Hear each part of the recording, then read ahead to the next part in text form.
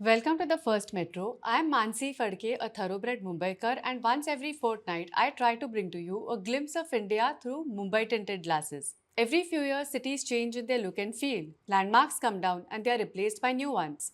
There's always a silent but fast paced urban renewal happening all around us.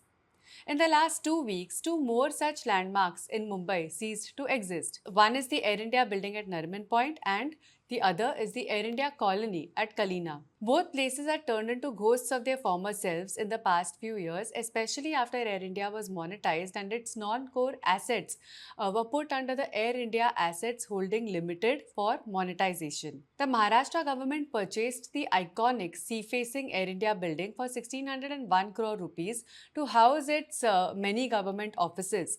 The existing state secretariat Mantralaya, its annex, and the new administrative building right opposite Mantralaya are solely inadequate to accommodate the expanse of the Maharashtra government's activities. The purchase was in the works since 2021, but the actual handover was completed only last week. And a day later, workers were seen removing the Air India sign and the Centaur logo from the building, marking the end of an era. The building was built in 1974, designed by American architect John Burgee on reclaimed land that the Maharashtra government had leased to Air India. This 23-story building had many modern architectural features that were ahead of its time, such as centralized air conditioning, 6 high-speed elevators with piped music, and 2 levels of basement parking when the concept was unheard of in India. The building, built at an angle, however, badly obscured its neighbor's sea view.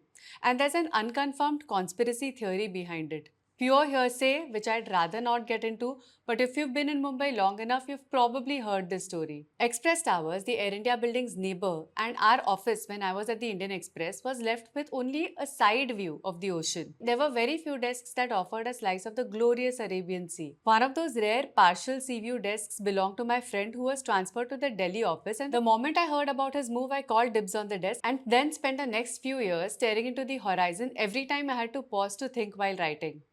I used to also be our newsroom's sort of bhola from Lagan, telling my colleagues that it's going to rain a couple of minutes before it actually did. I could actually see the misty rain clouds travel all across the ocean and finally hit the land. Now, some joint secretary of a government department might be doing the same job for her colleagues. And speaking of rain, no monsoon would ever be complete without visuals of knee-deep water from the low-lying Air India colony in Kalina. During the 26/7 deluge, the colonies were so severely inundated that boats had to be sent in to rescue residents. Last week, the last few residents of the Air India colony in Kalina, which had gone into intense disrepair over the years, vacated their premises after a long, protracted court battle. The residents of the colony first received the notice to vacate in 2021 when the national carrier was at the brink of privatization.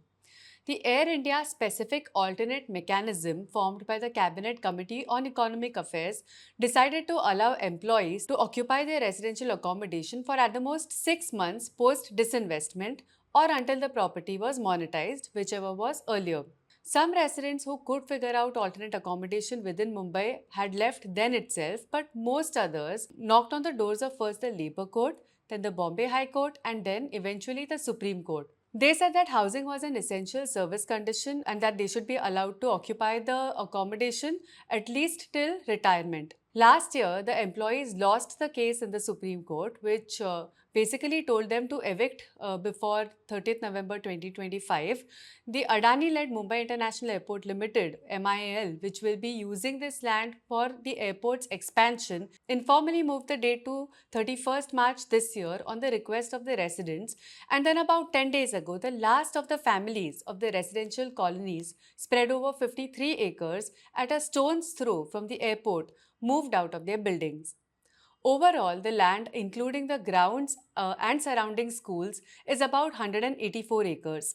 It had belonged to the Maharashtra government, which had handed it over to the Airport Authority of India years ago for airport development. In 2024, there was a tussle between the MIL and the Air India colony residents when the MIL had brought in a bulldozer to demolish 20 vacant buildings of the colony. And the spooked residents had protested, saying that the case was still sub judice. A spokesperson of the Mumbai International Airport had then told me that MIL's claim actually predates Air India's privatization, that the entire airport land, including the area on which the housing colony stands, was apparently transferred by the Airport Authority of India to MIL through an Operation Management and Development Agreement and a lease deed in April 2006. I had visited the colony in 2024 after the bulldozers had moved out, and it was just a gloomy shadow of its earlier bustling self.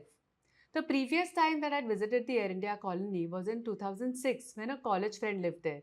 She'd showed me around the beautiful colony with its tree lined roads that made me forget that we were in the thick of hot and slick May. We bumped into some of our friends and wasted time to the best possible extent on one of the many benches in the colony, chattering and watching life around us go by. But this time I was greeted with eerily empty roads, unkempt trees whose fruits had squashed all over the streets, blackening buildings with tired windows, and the lowest density of population that you might ever find in Mumbai. The handful of residents left behind told me that in 1999 there were about 2,300 families there. The number dwindled to about 1,200 in 2021, and it was about 350 over the 53 acres in 2024.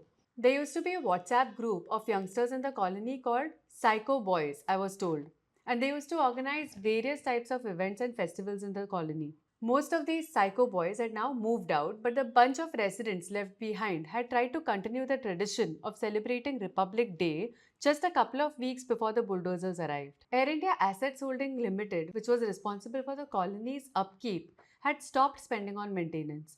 It was just paying for the security of the land. The Air India colony, in some ways, is said to be iconic for the city at large as well.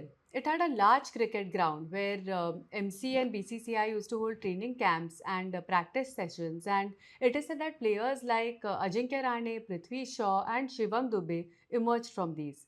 It also had a large football ground. It is a cliche, but change is the really constant, and I guess that's what keeps cities thriving. I think one of the tests of being a true Mumbaikar is to have been around long enough to see at least one such cycle of churn. It is to be able to identify at least some places by landmarks that used to once define these areas but now cease to exist. Once, when I was a child, my grandmother and I had hopped into a Kalipili taxi with the intention of visiting my aunt in the Mahim area of Mumbai. She told the driver, "Bhaiya Badal Bijli lekar chaliye." He nodded and took off. I knew my aunt lived in Mahim, and throughout the journey, I kept wondering what the hell is this Badal Bijli? The taxi driver halted at an empty plot with signs of an old structure having been reduced to a rubble. My aunt's home was about two buildings away. Now, Badal and Bijli were two famous single screen theatres that were housed in the same building. They'd stopped functioning but were so famous in their heyday that the area was colloquially known as Badal Bijli even after their demise. But only those who had seen the theatres up and running ever got the reference. Back then, my grandmother and the taxi driver qualified, but my single digit years in the city where I've lived since birth were probably not quite enough. A few years later, there was a repeat of the Badal Bijli incident, but this time I passed my self proclaimed test of being a true Mumbaikar, and on the other hand, my husband, who moved to Mumbai from Pune in 2009, didn't quite make the cut. I texted my husband that he should pick me up from Raja Rani Chowk near Shivaji Park. The next few minutes were very chaotic as he couldn't figure out where exactly I wanted him to pick me up from. The only Raja Rani Chowk that was showing up on Google Maps was something in Nagpur. When he finally figured out exactly where it was, he said, "Couldn't you just say that you were standing at Trophyma?" Trophyma was a fairly new restaurant that had come up at the place that I or anyone familiar with the Dadar area since the past few decades used to refer to as Raja Rani Chowk. There used to be a hoarding with jumbo-sized playing cards with a king of hearts and a queen of hearts and possibly one more suit, or maybe not, I can't quite remember. It was the office of a tour operator, Raja Rani Travels, located at what was formerly known as the Raja Badhe Chowk. The large playing card hoardings were instrumental in that location being referred to as Raja Rani Chowk. The tour operator's office is perhaps still there, but the playing cards have long gone and the identity of that spot as Raja Rani Chowk is fast fading. Within a decade and a half in Mumbai, my husband has now also got the chance very often of being at the stronger end of my true Mumbaikar test, as landmarks that he had grown to be familiar with have disappeared. The Worli Seaface Promenade, where we used to take our doggies every weekend for a walk, gone. Chembur's Arcade Studio, gone. The US Visa Center at Mahalakshmi with its serpentine lines in the sun, gone. The Elphinstone Bridge, Air India Colony, Air India Building, gone, gone and gone. That's all I have for you for now. Thank you for watching the first metro.